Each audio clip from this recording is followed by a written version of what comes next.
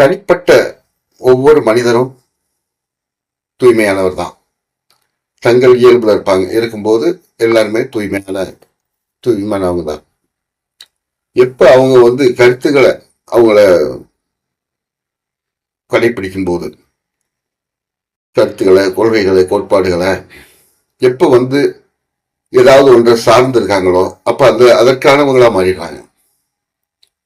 நம்ம மையத்தில் இருக்கிறவங்க என்னன்னா எதையும் சாராமல் இருக்கிறது. எதையும் சாராமல் இருப்பது என்றால் இறைவனை மட்டும் சார்ந்து இருக்கிறதுன்னு அர்த்தம்.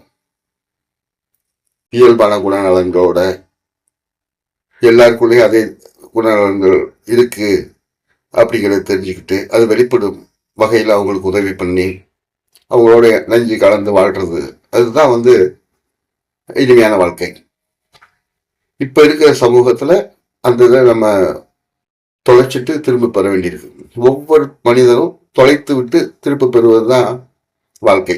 அதுக்காகத்தான் இறைவன் மனிதனாக பிறந்திருக்கான்.